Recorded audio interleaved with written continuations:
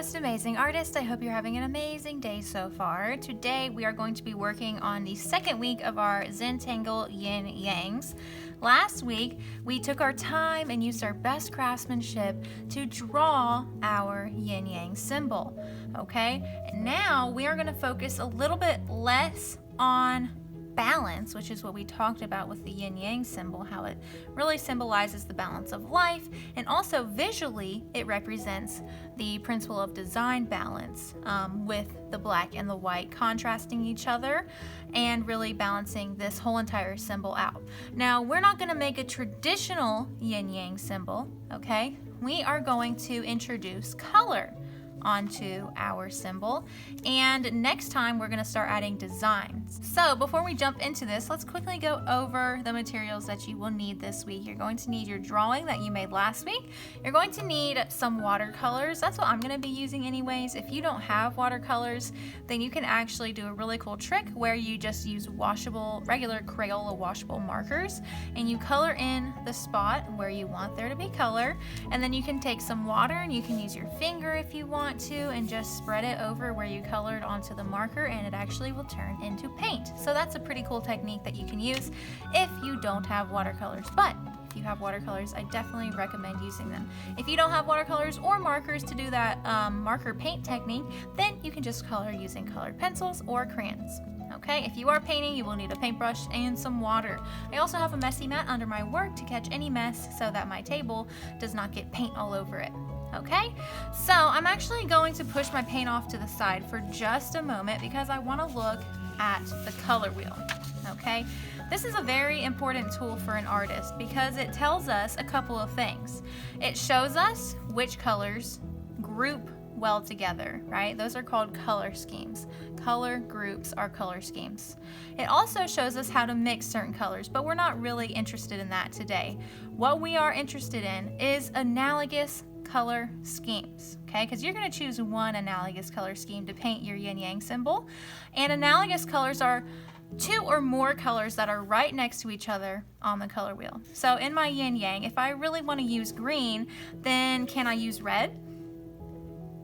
No, because those are actually called complementary colors. They're across from each other on the color wheel. We have to choose colors that are right next to each other. So if I want to use green, I can use yellow green and yellow. And you might not have a yellow green paint or marker, but you can actually just mix green and yellow to make yellow green. All right, let's say I want to use blue. Can I use orange? No, because those are complements. Orange is across the street from blue, so it's not right next to blue. What could we use? What are colors that are right next to blue? I could do blue, green, and green, definitely. Can you guess how to make blue green if you don't have that color? Yeah, you can just mix blue and green to get blue green. You could also do blue, blue, purple, and purple, right? Because those are right next to each other on the color wheel. And to make blue purple or blue violet, if you want to call it violet, all you have to do is mix blue and purple. And you might be mixing colors today. I definitely will, because I only have the three warm colors, red, orange, and yellow, and the three cool colors, purple, green, and blue. So I'm gonna have to do some color mixing to get those tertiary colors that I want. And these tertiary colors, red, orange, yellow, green, those are simply just primary colors, red, blue, and yellow, that will be mixed with a secondary color. So red is a primary color, orange is a secondary color. When you mix them together, you get red, orange, which is a tertiary color. Okay, so your color scheme today should have one primary color, one secondary color, and one tertiary color. Okay, so this is all stuff that you need to be thinking about while you're choosing your colors today. If you have a watercolor palette like me, you might also see brown and black, but we are not even going to mess with those because those are actually considered neutral colors, which are not even on the color wheel, right? So ignore the black and the brown. We are just focusing on our three primary colors and our three secondary colors. So with all that being said, a little lesson on color there, because that is the element of art that we're focusing on, we are going to go ahead and get started painting. Okay, so you're going to decide which side of your yin yang do you want to paint. Do you want to paint this side over here, or do you want to paint this side over here? It doesn't really matter which one you choose.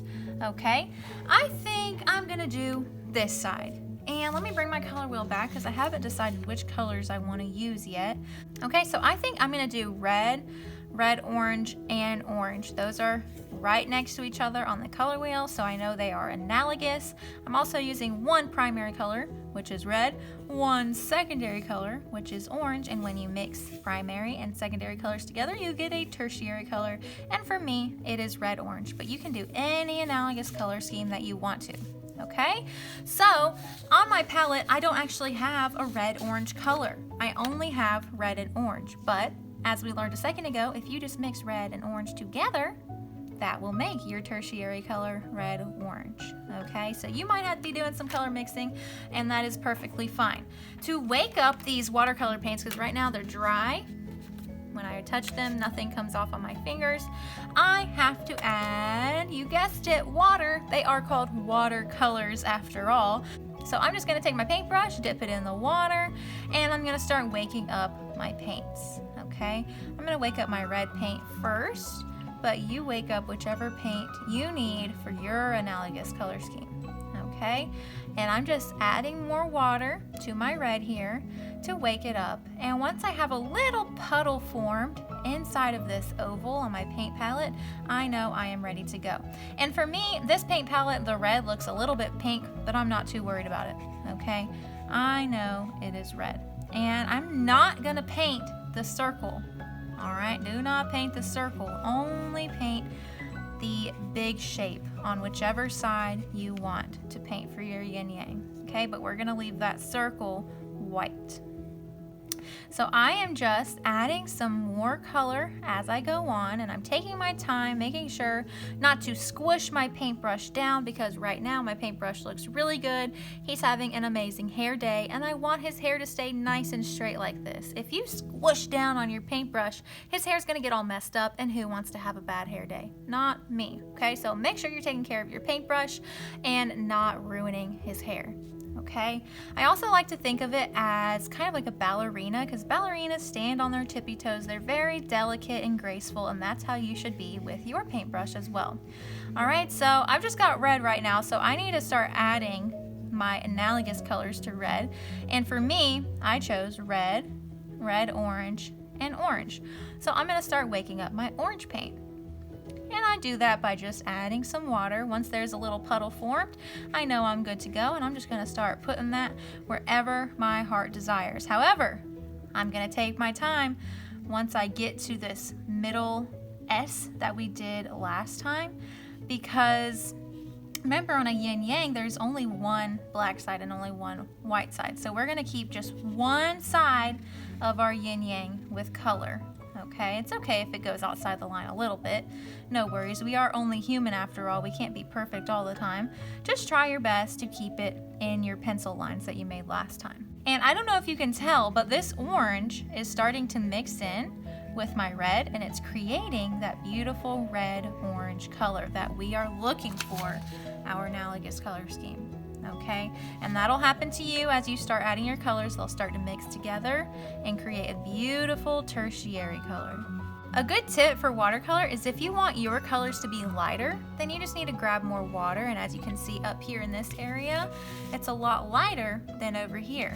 So if you want it to be lighter, just add more water, but if you want it to be darker, then you're going to grab more paint and add paint, and you can see that darkens that color up real nice. And you might notice I'm adding quite a bit of water to this because this is watercolor. If it's very dry, then your paintbrush is going to start leaving streaks, which is not what we want. We want this watercolor to just flow across our paper.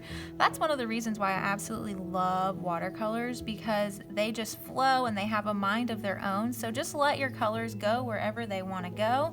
Don't try to control them too much, because like I said, they have a mind of their own and they're going to do what they want to do.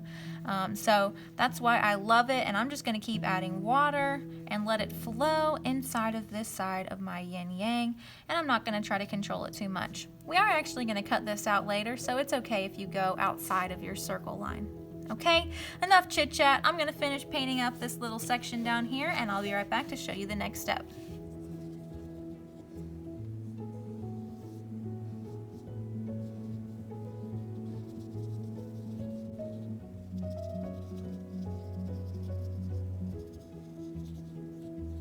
All right, this side looks absolutely beautiful. I double checked and just made sure I had no white spaces showing inside of this area.